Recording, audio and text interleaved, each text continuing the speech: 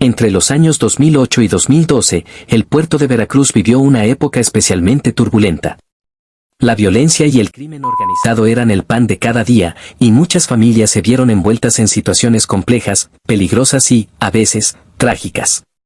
Durante esos años, me tocó vivir algunas aventuras que, aunque inquietantes, se han quedado grabadas en mi memoria.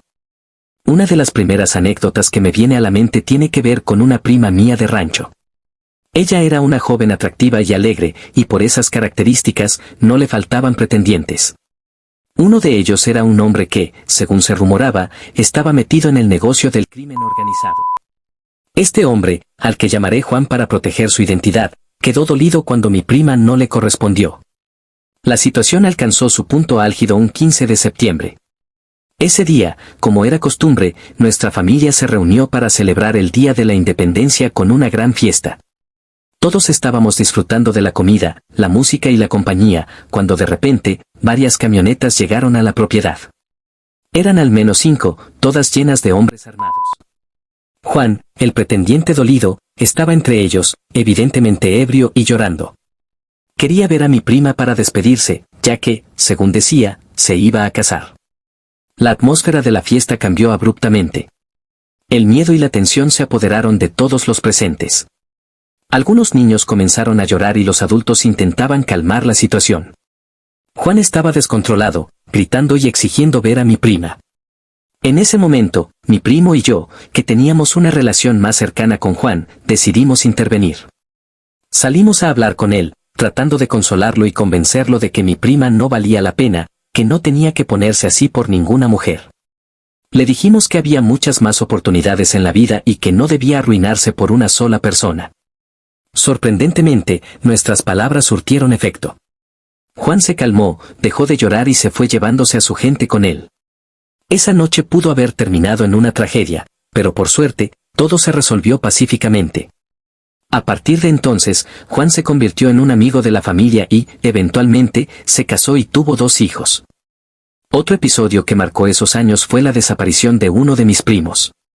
Él trabajaba como taxista y, un día, le ofrecieron prestar sus servicios como halcón y transportar garrafas de huachicol. Mi primo, siendo una persona honesta, se negó rotundamente.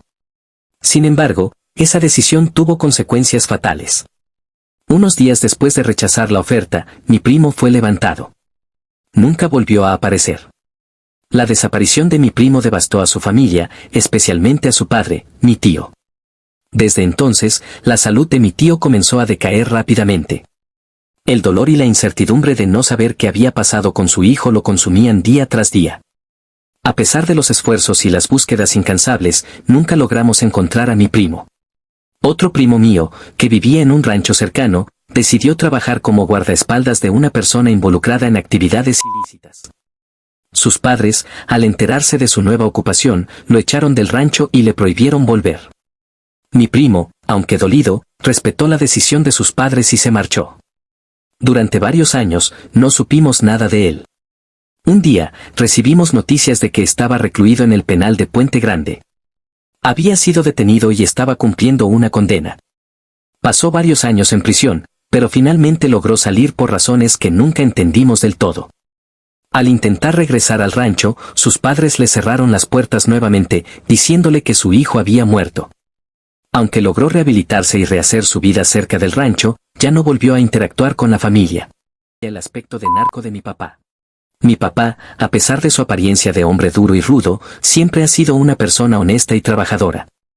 Es alto, corpulento, con piel clara y siempre lleva cinturones de cuero y una gorra.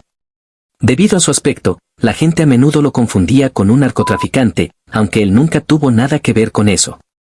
Un ejemplo de las confusiones que surgían debido a su apariencia fue cuando decidió cambiar su vieja camioneta por una Ram 2012 seminueva. Estaba muy orgulloso de su nueva adquisición, pero la alegría le duró poco. Cada vez que salía a la calle, los militares lo detenían para hacerle revisiones exhaustivas. Encajaba perfectamente en el estereotipo de un narco de serie, y eso le causaba muchos problemas. Mi mamá sufría crisis nerviosas cada vez que veía a los militares o a los policías federales apuntándonos con sus armas durante las revisiones. Una de las experiencias más traumáticas para mi papá ocurrió en la carretera a Xalapa. Una camioneta llena de hombres armados se le cerró, obligándolo a detenerse. Lo levantaron, argumentando que era un narco que estaban buscando. Lo encañonaron y lo obligaron a arrodillarse mientras revisaban su camioneta y sus pertenencias. Afortunadamente, mi papá solo llevaba herramientas de trabajo y material de construcción. Después de un rato, los hombres se dieron cuenta de su error, le pidieron disculpas y se fueron. Aunque mi papá salió físicamente ileso de la experiencia, algo cambió dentro de él. Nunca volvió a ser el mismo después de ese incidente. En una ocasión, conseguimos un trabajo de mantenimiento en una casa de una zona rica de la ciudad. El dueño nos pidió que no facturáramos y que evitáramos entrar a una habitación específica. Era un hombre muy agradable, siempre nos invitaba a comer y a tomar refrescos. Nunca quedaba mal con el pago semanal y, al final del trabajo, nos pagó más de lo acordado porque estaba muy contento con el servicio. Incluso nos regaló algunos muebles de su casa, y a mí me regaló unos CDs de Queen, Guns N' Roses y el Asanam de Metallica. Tiempo después, vimos en las noticias que la policía había matado al dueño de la casa en una balacera. Al ver las fotos, lo reconocimos inmediatamente.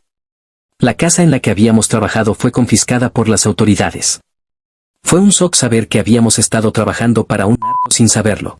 Los años entre 2008 y 2012 fueron especialmente difíciles para quienes vivimos en Veracruz.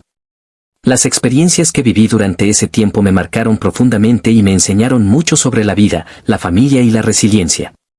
A pesar de los momentos de miedo y dolor, también hubo actos de valentía y bondad que me recordaron la importancia de mantenernos unidos y apoyarnos mutuamente, incluso en los tiempos más oscuros. Segunda historia. Crecí en Acapulco, la realidad tras el paraíso. Ando bien tarde para este post, pero hoy me da por compartir algunas historias que han marcado mi vida de manera profunda. Nací y crecí en el puerto de Acapulco, un lugar que durante años fue conocido por sus playas paradisíacas y su vibrante vida nocturna, especialmente durante la época dorada del Spring Break. Sin embargo, esos recuerdos de una ciudad llena de vida se desvanecieron a medida que otros grupos del crimen organizado comenzaron a tomar el control del puerto, algo que ocurrió por allá de 2007 a 2008. Aunque yo todavía era un niño, pude presenciar de primera mano cómo la decadencia se apoderaba de mi ciudad natal. Recuerdo que cuando era pequeño, Acapulco todavía brillaba como uno de los destinos turísticos más populares del mundo. Las playas se llenaban de turistas y el ambiente era festivo. Las noches eran iluminadas por las luces de los clubes y bares, y el sonido de la música se escuchaba a lo lejos. Sin embargo, todo cambió rápidamente. Las noticias de violencia comenzaron a aparecer con más frecuencia, y las conversaciones sobre el crimen organizado se convirtieron en algo común en las charlas cotidianas. Uno de los recuerdos más vívidos que tengo es sobre mi tío. Él era jefe de la Policía Federal de Caminos en el puerto de Acapulco, un puesto que, aunque no recuerdo su nombre exacto, sé que implicaba ser la mayor autoridad en ese cuerpo policial. Mi tío era un hombre trabajador y dedicado. Siempre lo vi como un ejemplo de rectitud y honestidad, alguien que no se dejaba corromper por nada ni por nadie, al menos eso es lo que mi familia y yo creemos. Cuando tenía alrededor de 5 años, mi tío se divorció de mi tía y decidió dejar su puesto de alto perfil por otro más discreto. Supongo que buscaba alejarse del ojo público y tener una vida más tranquila, pero desgraciadamente, eso no fue posible. Un año después de su divorcio, mientras estaba en un restaurante, lo balearon. La noticia fue devastadora para toda la familia. Mi tío ya estaba ubicado por los criminales, y aunque había más personas presentes, los disparos fueron dirigidos exclusivamente a él. Recuerdo la tristeza y la confusión en casa, todos intentando entender qué había pasado. Se especulaba que fue porque no aceptó sobornos o porque se negó a colaborar con algún grupo criminal, pero nunca tuvimos respuestas claras. Hasta el día de hoy, me gustaría saber más sobre esa situación, entender qué lo llevó a ese trágico final. Otro de mis tíos, el hermano de mi papá, también tuvo una historia que me dejó marcado. Estudió en el heroico colegio militar y después de formar parte de la brigada de fusileros paracaidistas, decidió retirarse y mudarse a Mazatlán. En ese entonces, Mazatlán era una ciudad en crecimiento, y mi tío, siempre emprendedor, decidió abrir un negocio de teléfonos celulares, que en ese tiempo, alrededor de 2002, todavía eran una novedad. El negocio iba bien, pero el destino le jugó una mala pasada. Resulta que el antiguo arrendatario del local donde estaba su negocio tenía vínculos con el narcotráfico, y las autoridades, en su afán por resolver un caso, creyeron que mi tío también estaba involucrado. Lo arrestaron, y pasó 6 largos años en el altiplano, una prisión de máxima seguridad, por un delito que nunca cometió. Imaginen el dolor y la frustración de mi familia, sabiendo que él era inocente, pero sin poder hacer nada para sacarlo de allí. Fueron años de angustia y desesperación, pero finalmente, la verdad salió a la luz y mi tío fue liberado. Aunque fue un alivio tenerlo de vuelta, esos años en prisión dejaron una marca imborrable en su vida y en la nuestra. El puerto de Acapulco, lamentablemente, ha cambiado mucho en los últimos años. El crimen organizado se ha apoderado de la ciudad de tal manera que abrir un negocio es prácticamente firmar tu sentencia de muerte. El cobro de cuotas de piso se ha convertido en una práctica común, y aquellos que se atreven a resistirse, pagan con sus vidas. Uno de mis vecinos, un joven emprendedor que conocí desde que era niño, se convirtió en una de esas víctimas. Desde hace 13 años vivía en el departamento de arriba, y siempre lo consideré una buena persona, alguien que trabajaba duro y que, a pesar de las adversidades, seguía adelante con sus proyectos. Este vecino abrió su cuarto bar en una locación bastante discreta en comparación con los otros 3 lugares que tenía en las zonas más turísticas de Acapulco. Este nuevo local estaba en una colonia controlada por un grupo de criminales diferente al que operaba en las zonas bajas de la ciudad, como la Avenida Costera. Desde mi balcón, escuchaba las conversaciones telefónicas que mi vecino tenía con sus socios y con representantes del gobierno municipal. A menudo hablaba sobre la necesidad de colocar patrullas en las zonas más peligrosas de la ciudad, aquellas donde se concentraban los bares y restaurantes. Admiraba su valentía, su negativa a ceder ante las amenazas del crimen organizado, y su firmeza al exigir que las autoridades hicieran su trabajo. Sin embargo, el gobierno municipal nunca actuó.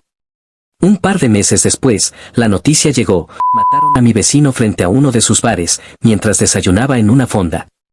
Fue un golpe duro, uno que me hizo sentir impotente y enfadado con el sistema que permitía que estas tragedias ocurrieran sin consecuencias. Hace más de 10 años, Acapulco estaba controlado por un grupo criminal conocido como Los Pelones. Recuerdo que las acciones de la Policía Federal en ese tiempo parecían más una formalidad que una verdadera lucha contra el crimen. Tenía solo 6 años, por lo que no entendía completamente lo que estaba sucediendo, pero podía sentir que algo no estaba bien. Por esa época, mi abuelo ya había fallecido, y mi familia y yo solíamos ir todos los fines de semana a nuestra casa en el pueblo. El viaje implicaba recorrer un tramo de carretera que, en ese entonces, estaba lleno de retenes militares. Lo que más me impactaba de esos retenes era la forma en que nos perfilaban. Mi papá, un hombre fornido, alto, de cabello corto y siempre con gafas negras, era visto con sospecha. Nuestra minivan se convertía en objetivo de estos retenes, y cada vez que nos detenían, sentía una mezcla de miedo y confusión. Sin embargo, al vernos a los 3 niños en los asientos traseros y escuchar la música de Yuri o de los Bee Gees sonando en el estéreo, los soldados nos dejaban ir sin mayor problema. A medida que fui creciendo, me di cuenta de que las autoridades te perfilan como criminal no por lo que haces, sino por cómo te ven. Los estereotipos y el miedo dictan sus acciones, y eso es algo que me ha dejado una cicatriz emocional profunda. Ahora, mirando hacia atrás, me doy cuenta de que mi historia es solo una de las muchas que existen en este país, donde la violencia y la corrupción han dejado huellas imborrables en nuestras vidas. Compartirla me ayuda a procesar todo lo que he vivido, y espero que al leerla, otros también puedan reflexionar sobre lo que significa crecer en un lugar donde el crimen organizado se ha convertido en una sombra constante.